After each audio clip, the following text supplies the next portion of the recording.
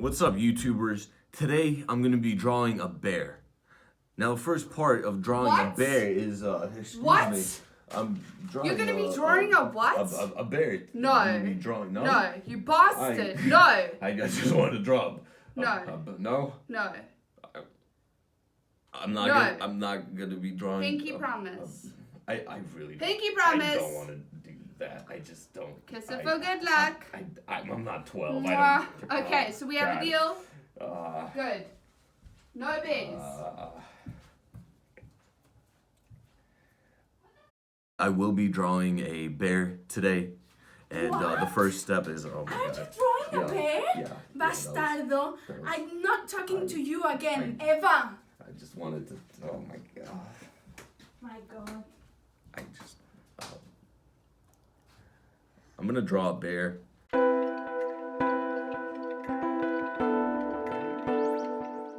Hello, welcome. Thank you for being here. Thank you for tuning in with me. Of all the entertainment that's available during quarantine, you chose this. And that means the world to me. It doesn't go unnoticed. I know how much porn is on the internet. You could have made different choices, but no, you're here. Now, if you are watching this video, chances are you're either someone very near and dear to me, whom I bullied shamelessly into watching my content, or you are someone who watches my Reddit Tell Me What to Draw series, where I do such fan favorites as pregnant, crack-addicted, Shrek, Donkey, just everyone's pregnant and crack-addicted in that series. It's what the people demand, and I deliver. But today I'm doing something a little bit different. I'm doing an illustration video where I let you in on my process. This is something I've been doing for years and years, and along the way, through just trial and error, I picked a couple things up, some old chestnuts, some little gems, and hopefully they can help you too if you're someone who draws. Or if you're not, then watch it anyway. It's entertaining. What else are you doing, dude? It's quarantine. You already beat your dick today. You don't need to do that no more. Right, so what I'm doing right now is a voiceover, but in the video, I'm laying down the foundation for my illustration. And I'm doing that with a colored pencil drawing, just keeping it simple. I'm not going crazy with it. I'm not shading stuff in perfectly. I'm laying down just a little bit of value, so because I will be scanning this in. Or I won't be scanning this in, I don't have a scanner. I'm going to be taking a picture of it and then working on it digitally from there. And yeah, that's the reason for the colored pencil, because it's just a lot easier to work with than graphite is. Graphite, if you take a picture of it and then do anything other than make it completely black in Photoshop, then it tends to have this really staticky, really grainy, hard to work with, shitty texture that you just can't shake off. But colored pencils are wax, and they make my life so much easier. And that's just what I'm going for. Easy, loose, my two favorite adjectives.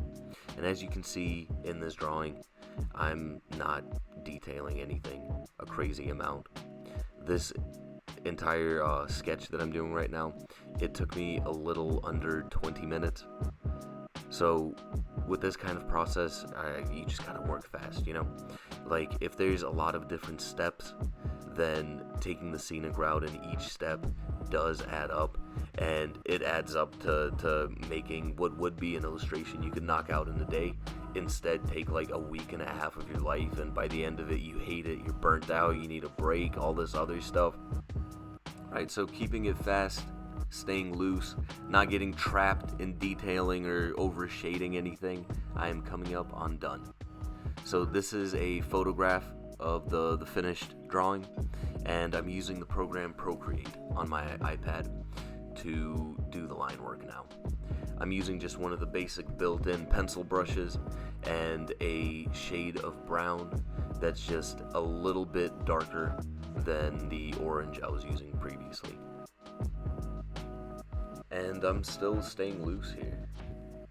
Even though I'm working digitally, I'm not doing the perfectly polished digital lines, keeping that human element in the work. And I'm also not getting rid of the paper texture or the uneven lighting on the page from when I photographed it. That's a free light source right there, and that's free texture. See, I used to isolate the line work, get rid of everything else, then go in Photoshop and add like a basic lighting gradient and work off of that. And basically I would spend a lot of time and effort getting rid of things just to spend more time and effort to put them back in, but slightly different. So I'm just leaving all of that stuff in there, and I'm gonna work with it instead. And what I'm doing right now is still a voiceover, but what I'm doing in the video is I am manually selecting the background. And yeah, you might be thinking that I could use a magic wand tool or the auto select tool and do this more quickly. And while that is true, I've done it and had it mess up so many times that I'd rather just take the extra 5 minutes of dull menial work and hand select everything. And this is why it's important to have the digital line work in a different layer, because I'm going to be dropping my flat color in between the digital line work layer and the background colored pencil drawing layer. So that gives me a little bit of leeway with not having to be too precise when I'm selecting stuff. Yeah, with the auto select, it might look good at first glance, but I've had it happen so many times that it maybe goes over by a little bit or doesn't go all the way, and then I'll have little gaps that I have to go back and manually correct, and maybe I noticed that mistake far enough down the line to where going back to make corrections means that I have to individually click pixels and just waste way more time than had I gone in like a caveman right off the cuff and hand selected everything to begin with. Now what I'm doing here is now that I have the background area selected, I'm just dropping a red flat color on it and then multiplying that layer onto the background layer. So that way I'm keeping that red, but I'm also still keeping my paper texture and the light. And underneath that, I'm dropping a teal layer under the overlay setting to give it that like reddish brown. And you don't necessarily have to do teal. I don't know why I did it that way. I mean, you could do another red layer and multiply it and then turn the setting down. There's a million ways to make something a little bit darker, but I just happen to do it that way. And these ripples in the water that are going around the bear, they're not white. I instead sampled a rosy gray from the bear's belly and used that. There's actually no white in this picture yet.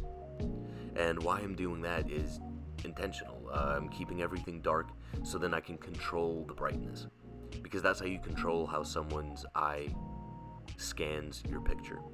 Basically, people look out for movement, then brightness, and then they look at the places with the most stuff. So I obviously can't have this moving around, so that's not going to work. So I can control the brightness, and just see, I'm adding it right now. You see how your eye just gravitates towards that? What you want is to have a smooth experience for someone looking at this for the first time. You want to just guide them through the composition. So the best and easiest way to do that is by controlling your light.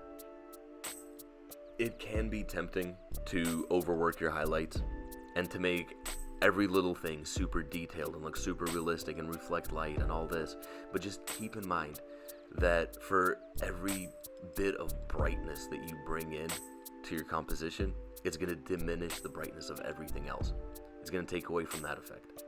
And it is more important to make like a streamlined viewing experience for the person at first glance than it is to just have a bunch of highlights everywhere. I mean, that's my 2 cents. Maybe you work differently and you have a different point of view. That's fine too, but that's just my opinion of it. I think of it as in like an argument, right? If you've ever dated somebody who's actually good at arguing, then Do they bring out that line they've been saving all day? Do they just only sit on that? Like, whatever it is, maybe you have a micro penis and she says, oh, and you got a micro penis. If she just led with that and the whole argument repeated, oh, and you got a micro penis, then you'd become immune to that shit, right? It wouldn't phase you anymore. You'd be like, oh, and I got a micro penis, whatever. But if she saves it for that right time and brings it out right when you think you were winning, right when you thought you were onto something, oh, and you got a micro penis, you micro penis having little then you're done. Same thing with brights. You got to use them economically. You got to wait for the perfect time to just drop them on your picture, and then it's going to have that strong, captivating effect. The highlights that I do have here, they're not all the way white. They're just very bright hues of a different color. And how I got them was by using an overlay layer. Now, if you're new to Photoshop or Procreate or anything that uses layers, the two big layer styles that you need to know are multiply and overlay. And I use these layer styles as opposites of one another. Overlay can lighten something and multiply can darken something. So there are other layer effects that can do these things, but these two are my bread and butter. Now the other stuff I've been doing here is I started out with just fish shapes, figuring out how I want their bodies to wrap around and interact with the bear. And once I got the shapes down, I went in and looked up some pictures of salmon, just to know how many fins they have and shit, and then went and did that. And for the lily pads, I again just blocked out the basic shapes, figured out the spacing where I wanted stuff to go, and then just blocked them in as solid shapes. Like everything else here has an outline, and I wanted to contrast that a little bit by having just solid forms that wouldn't pull too much attention but would still give a little something to the background. Alright, you made it this far. I appreciate the hell out of you for it. Thank you for being here, for showing me love on my very first illustration video. That is awesome of you. I want to give a special shout out to my man Guy Fieri. He holds down my Reddit live stream chats. They turn into just nihilism real quick, and my man is there on the daily looking out for me. I appreciate you, dude. If you want to be a part of that madness, then I'll link my Reddit username in the description below, and you can follow me and see when I'm live. And I don't know, bully me into drawing you a Peppa Pig that's on crack. I'll do it. And if you want a print of the image that I drew today, then I'll link that in the description as well. So yeah, I mean, what else? Stay safe. It's dangerous times out there. Don't let people in your 6-foot no-no zone. That's you space. Don't let people cough on you. Don't let them lick you in the elevator. I don't know what else people do to spread germs, but don't let them do it. Be good, be safe, be well. I'll catch you next time.